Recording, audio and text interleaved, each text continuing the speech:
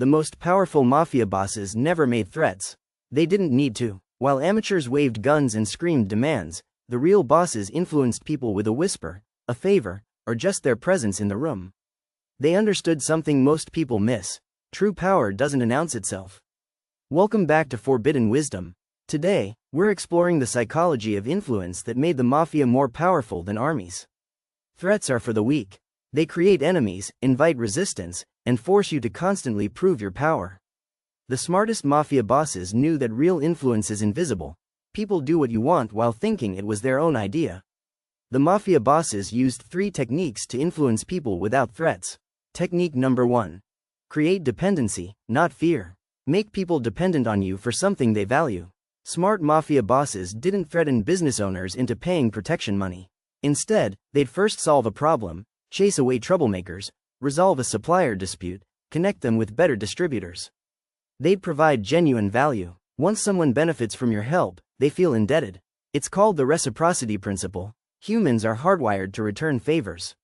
The business owner now feels obligated to help you back. In business or relationships, become valuable before asking for anything. Help people succeed, solve their problems, open doors for them. When you eventually need something, they'll want to help because they feel invested in you. People resist threats but welcome benefits. Instead of saying, do this or else, the approach is, I can help you with this, and later maybe you can help me. Threats create enemies who wait for your moment of weakness. Dependency creates allies who need your strength to continue. Technique number 2. Control the narrative. Shape how people perceive their choices. The mafia didn't say, pay us or we'll burn your store. That's crude and creates resentment.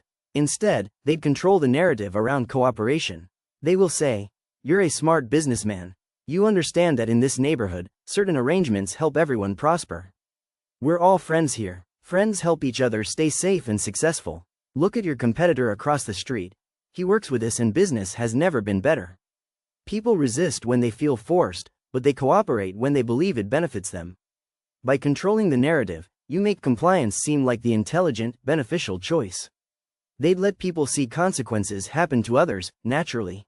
If one shop owner refused and later had bad luck with vandalism or supply problems, others learned the lesson without anyone making a threat.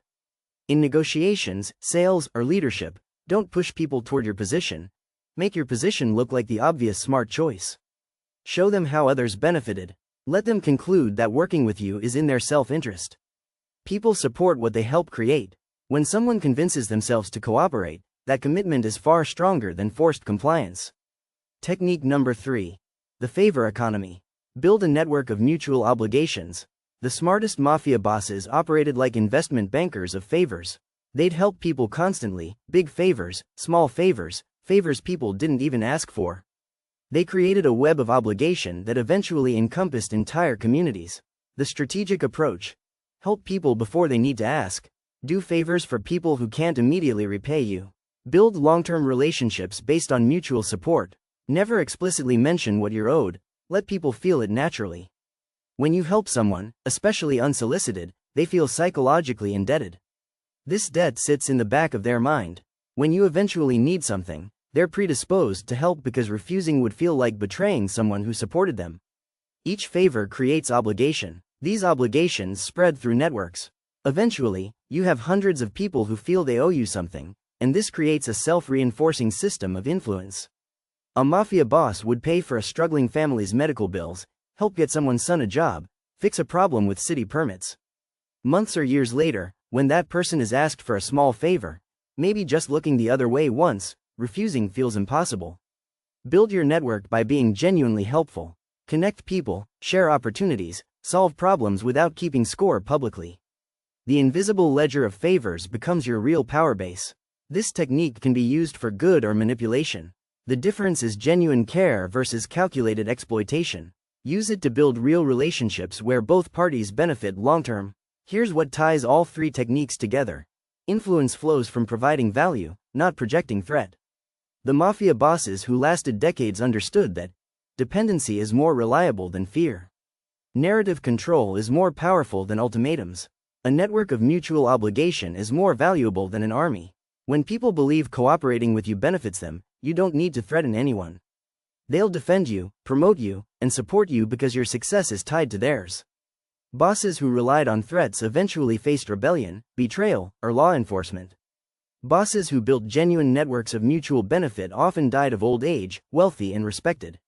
The Mafia's most powerful leaders never needed to make threats because they'd already made themselves indispensable.